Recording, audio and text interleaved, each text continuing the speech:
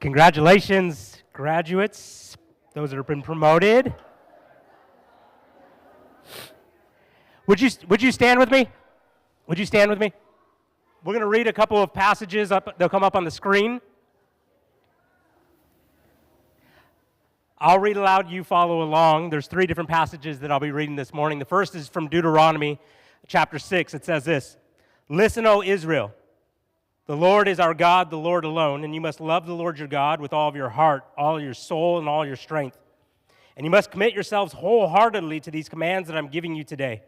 Repeat them again and again to your children. Talk about them when you're at home and when you're on the road, when you're going to bed and when you're getting up. Tie them on your hands and wear them on your forehead as reminders. Write them on the doorposts of your house and on your gates." Here's from 1 Timothy chapter 4. Paul is writing to a young leader in the church named Timothy. He tells him, "Teach these things and insist that everyone learn them. Don't let anyone think less of you because you are young. Be an example to all believers in what you say and what you live and in your love, your faith, and your purity. Until I get there, focus on reading the scriptures to the church, encouraging the believers, and teaching them. Don't neglect the spiritual gift you received through the prophecy spoken over you when the elders of the church laid their hands on you. Give your complete attention to these matters. Throw yourself into your tasks so that everyone will see your progress.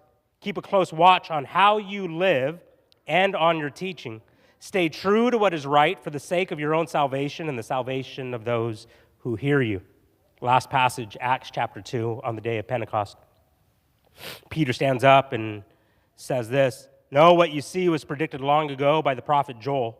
In the last days, God says, I will pour out my spirit upon all people. Your sons and your daughters will prophesy.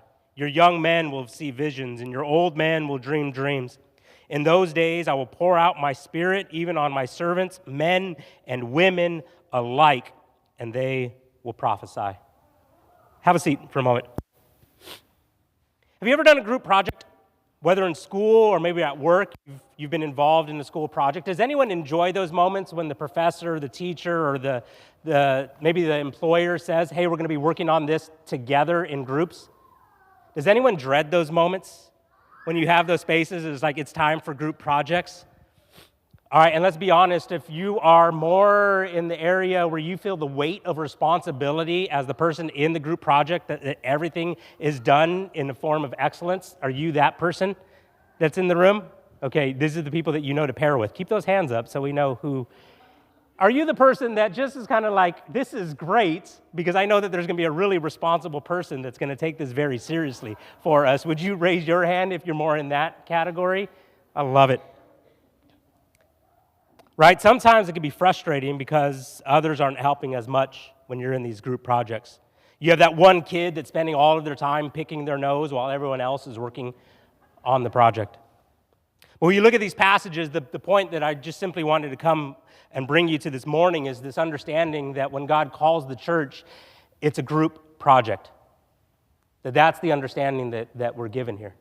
That each of these passages you might see that that's being portrayed to us is that the older generations in this first passage, that parents and grandparents are given this responsibility, this divine charge by God to encourage the kids and the grandkids, the younger generations in their faith, that they would be this constant source of encouragement, constantly pushing them forward in their understanding and awareness of who God is. The young people, as Paul writes to Timothy, are encouraged. Be an example. Come now, at this point in your life, be an example to all of the believers. Older people are encouraged to bless and give opportunities to young generations. And the whole church is encouraged by God to know that God loves pouring out His Spirit upon all people. The mindset that is given to the church is this understanding that we must think of God as a generous God. And in His creation, in His good world, it is a world that is overflowing with abundance. He is not a stingy God. And what that means for the perspective of the church is that God has endless power and has endless gifts for everyone in the church regardless of age, regardless of gender, regardless of socioeconomic statuses, whether we're graduating from 5th grade or 8th grade or 12th grade. God is a generous God that is saying that he's pouring out his Spirit upon all people to be involved in the good work that he's up to in his good world. Friends, did you notice the word that God uses for how he's going to give his Spirit to the church? Did you notice the word that is used by God himself?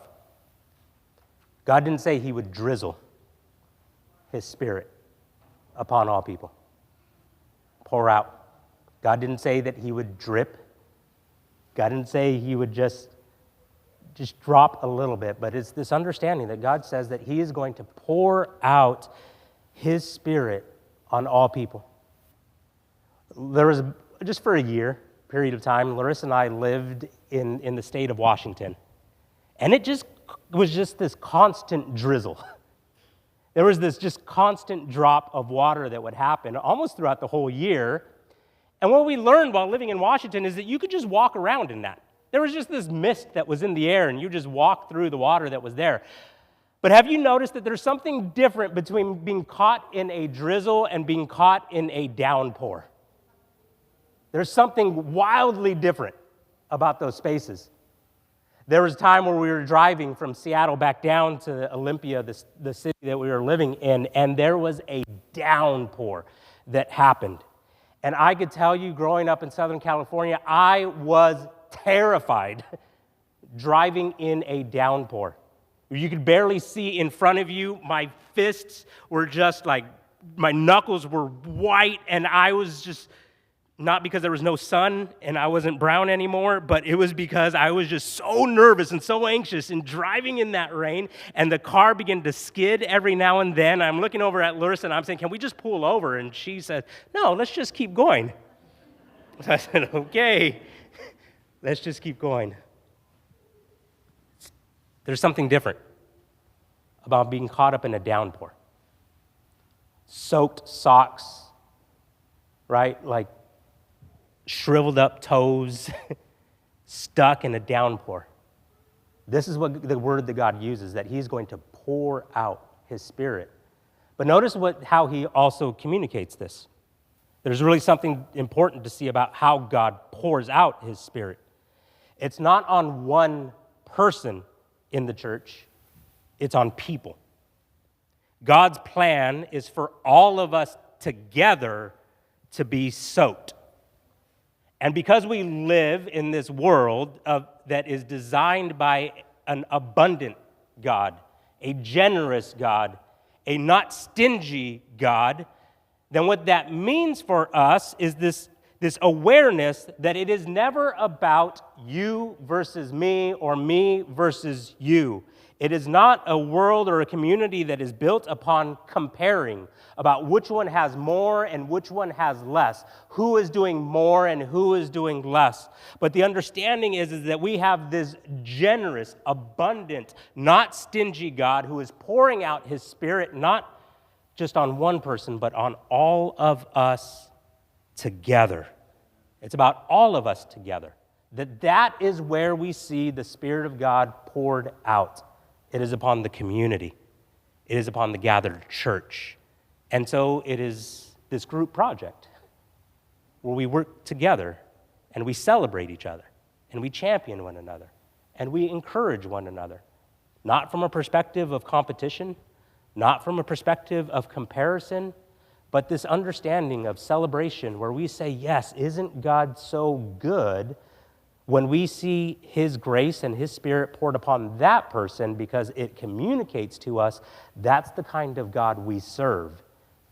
And he's wanting to pour out his Spirit upon all of us. So here's the fun of a day like today. It's baby dedications. It's praying for kids and youth as they're being promoted. And in a moment, we're going to be praying for a group that is going to Uganda.